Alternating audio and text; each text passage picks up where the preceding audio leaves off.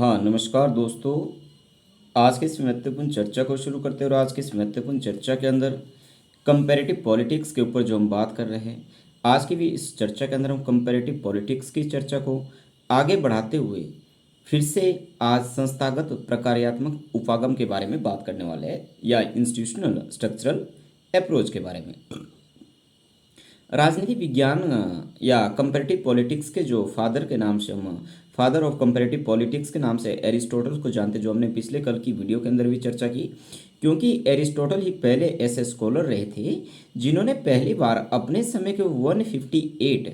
Constitution को study किया था और कॉन्स्टिट्यूशन को स्टडी करके एक कंपैरेटिवली वे कंक्लूजन पर पहुंचे थे और 158 कॉन्स्टिट्यूशन को उन्होंने स्टडी करके उनकी जो शासन प्रणालियाँ थे उस शासन प्रणाली को 6 भागों के अंदर उसको उसको डिवीजन करने का काम एरिस्टोटल के द्वारा किया गया।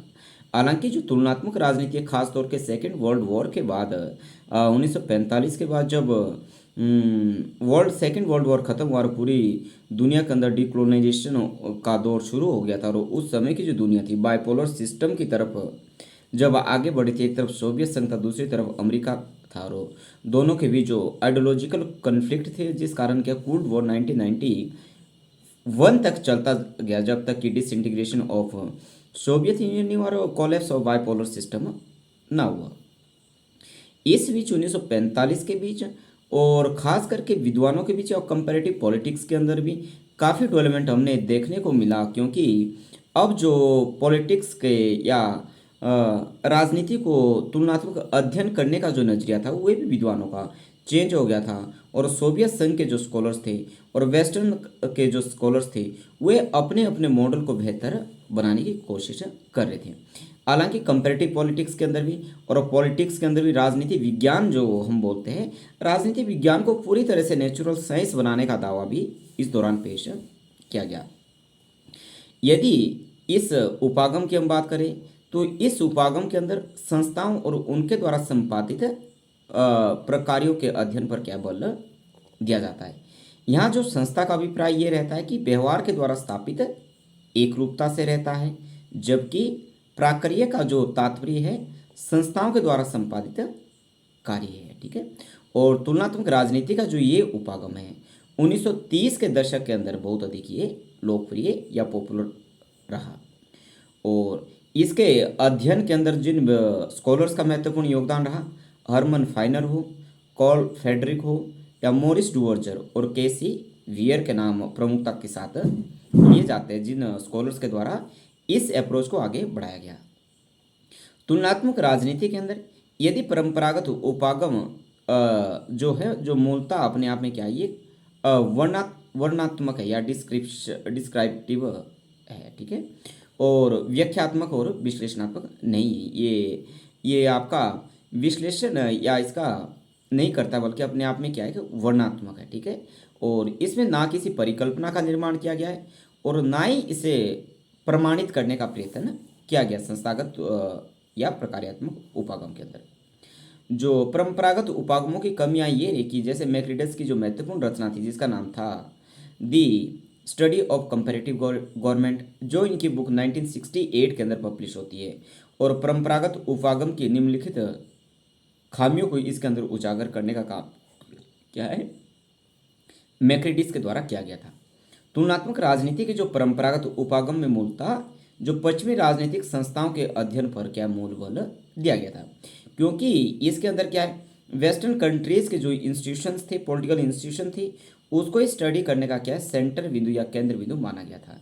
इस अध्ययन के अंदर जो पश्चिमी समाजों के ही सांस्कृतिक व्यवस्था को इसके अंदर स्वीकार करने का काम किया गया था और गैर लोकतांत्रिक जो राजनीतिक व्यवस्थाओं को क्या इसमें त्रुटिपूर्ण माना गया था। इन्होंने विकासशील देशों के समाजों पर या एशियाई समाजों की सांस्कृतिक विशिष्टता को पूरी तरह से उपेक्षित करने का काम किया गया, अतः ये केवल एक नाम मात्र का ही उपागम माना जाता है। सेकंड क्रिटिसाइज इस आधार पर की जाती है कि तुलनात्मक राजनीति का जो परंपरागत जो उपागम था मूलतः अपने आप में औपचारिक था, जिसमें सरकार की औपचारिक संस्थाओं के विश्लेषण पर मूल बल दिया गया। गैर राजनीतिक कारकों सामाजिक एवं आर्थिक की उपेक्षा की गई, अतः तुलनात्मक राजनीति का परंपरागत उपागम व्यवस्थित और वैज्ञानिक नहीं था, क्योंकि राजनीतिक प्रक्रियाओं के अध्ययन को इसके अंदर क्या है, उपेक्षित या इसको दरकिनार करने का काम किया गया था। परंपरागत अध्ययन की कमियों को दूर करने के लिए क्या है, तुलनात्मक राजनीति के अंदर फिर से आधुनिक उपागम का क्या है, निर्माण हुआ। ठीक है, ट्रेडिशनल अप्रोच की जगह क्या है, मॉडर्न जो अप्रोच है वह कंपैरेटिव पॉलिटिक्स के अंदर आई, जिसके अंदर क्या है, इसमें राज्य एवं सरकार के बीच, इसमें क्या है, राज्य और सरकार के बीच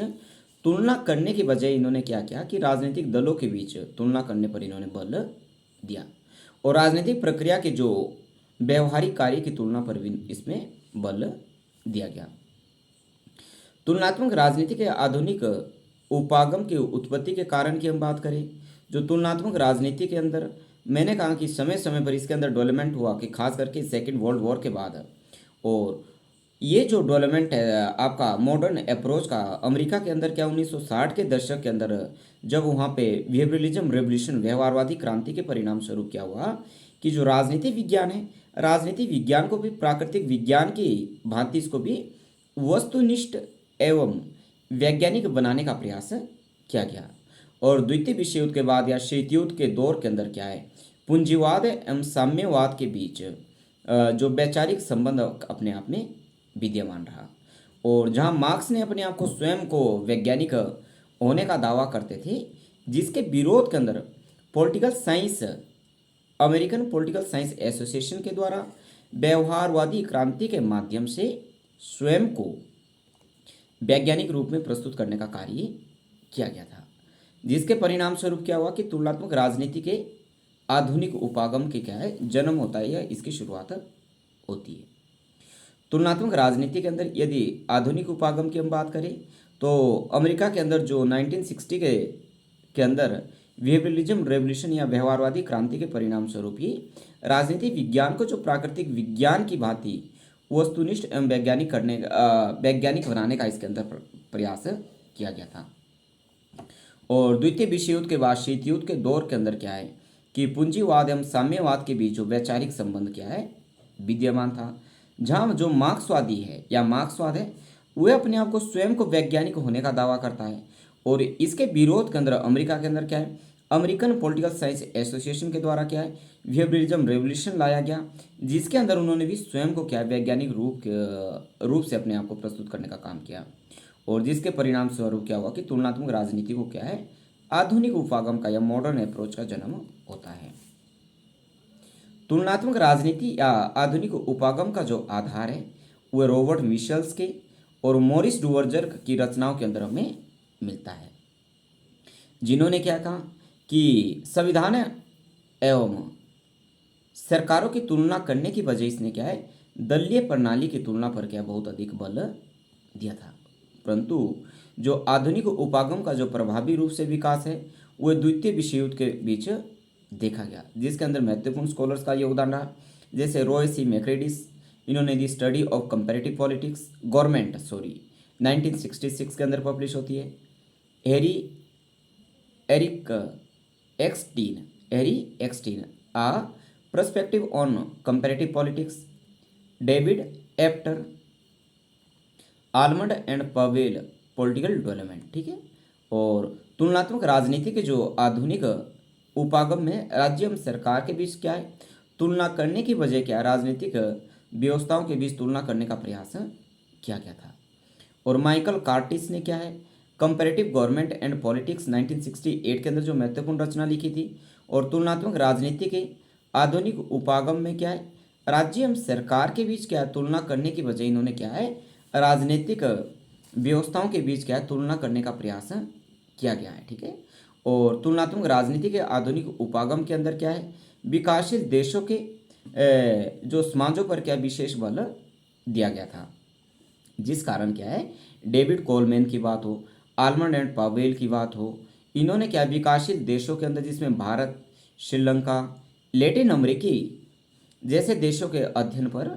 बल दिया था। ठीक है, ये महत्वपूर्ण है, और यूजीसी नेट सेट के अंदर यहाँ से प्रश्न कई बार पूछा गया। ठीक है, और जिसमें तुलनात्मक राजनीति के एक समग्र एवं व्यवस्थित दृष्टिकोण का विकास हुआ, और इन्होंने संविधान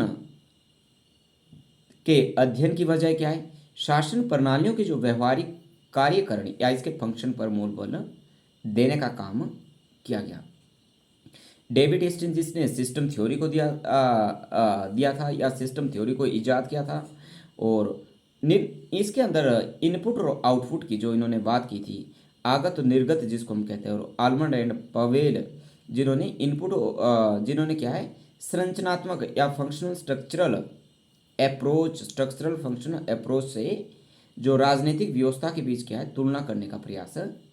किया गया था। और इसके साथ साथ इन्होंने अपने विचारों से सभी राजनीतिक व्यवस्थाओं की तुलना के लिए क्या इसे समान रूप से उपयोगी माना था। ठीक है। और डेविड ईस्टन ने जो इनपुट और आउटपुट,